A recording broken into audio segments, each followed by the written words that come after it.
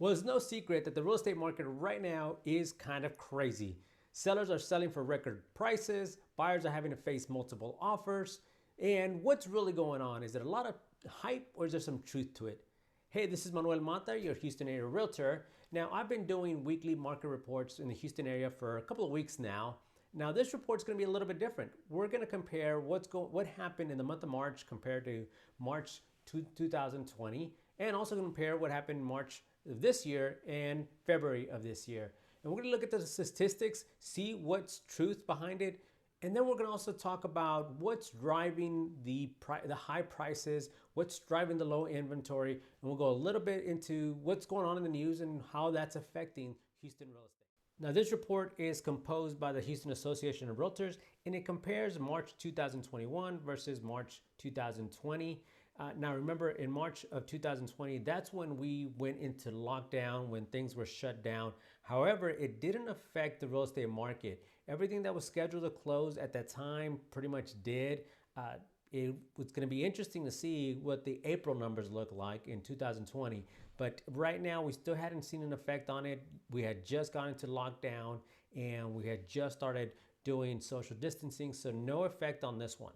But let's take a look at what the numbers, how the numbers change from one year to the next. You can see in total property sales, we increased 31.5%. Total dollar volume went up 55%. We'll go into a little bit about that in more detail. Total active listings are down 43.2%. We have less inventory this year. Single family home sales are up almost 25%. So less listings and more sales. The average sales price of a single family home in 2020, in March 2020, was about $310,000. We're up to almost $371,000. That's an increase of 20% year over year. The median sales price back then was about $250,000. Now it's at $290,000. That's an increase of 16%. Now let's talk about inventory, single family inventory. Last year we stood at 3.4. Now let me pause there for a second and talk about what inventory means.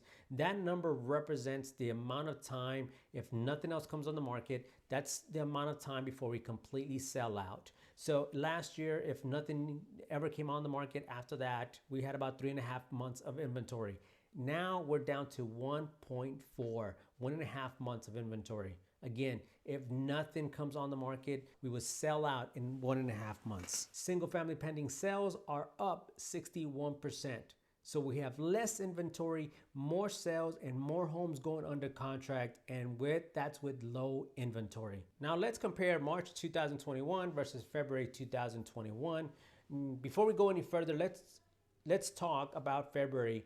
We know that we lost an entire week because of snowpocalypse or snowvid or whatever you want to call it, and no transactions happened during that time frame. Nothing closed. Also, it did push back other closings because things just got backed up. Because we lost a week, we were snowed in, and so numbers are going to be a little bit skewed. So we'll expect that. Let's take a look anyway. How they compare month to month.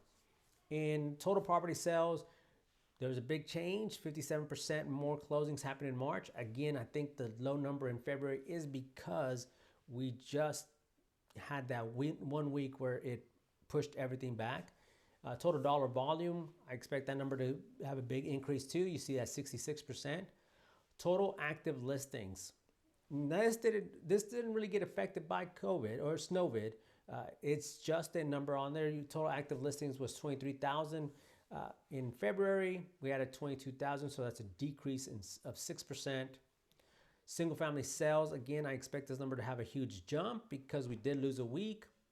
And you can see it's an increase of 55%.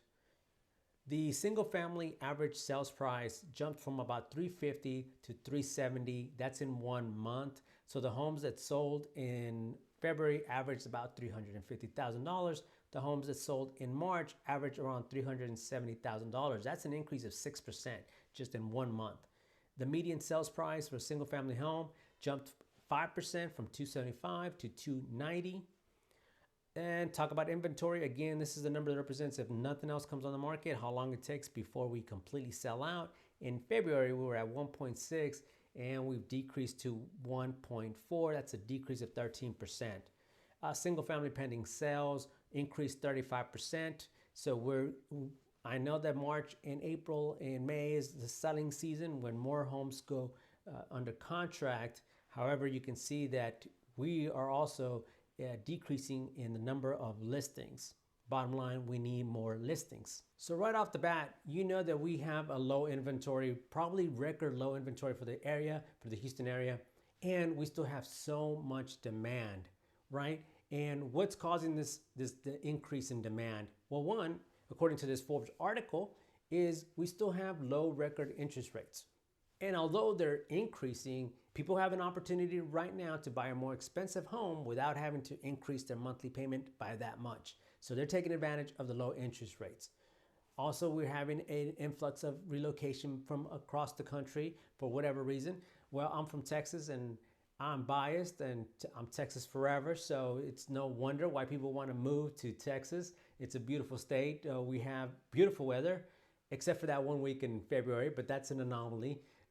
Other than that, we have great weather. Of course, Texas is known to be business friendly and people want to take advantage of that. So they're moving down to Texas, and we're seeing some of that as well. So there's demand from not only Houston buyers, but also from out of state buyers as well.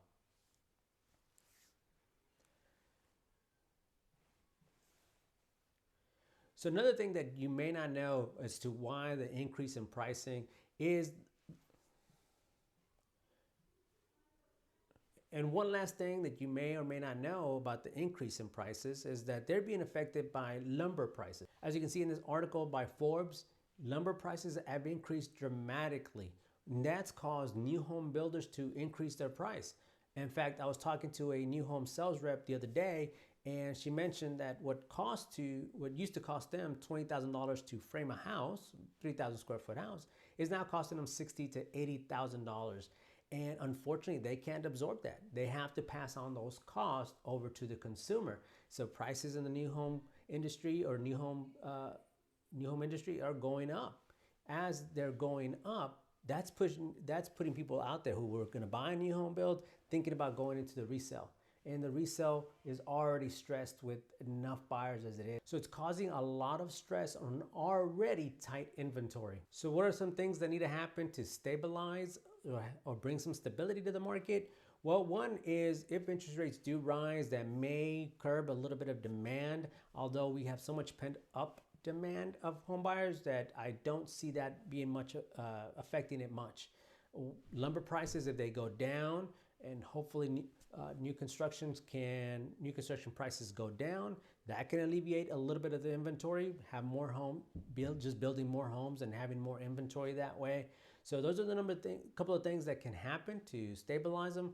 It's interesting to see, and I look forward to seeing what the market is going to bring us next month. So thank you guys for watching. If you have any questions on any of these numbers, or if you want a copy of some of these reports, let me know. I'd be more than happy to share that with you guys. As always, if you have any questions regarding anything real estate, I'm here for you. Just drop a comment or send me a message, and I'll be happy to answer that for you. Guys, thank you so much for tuning into this monthly market report. I'll see you guys next month.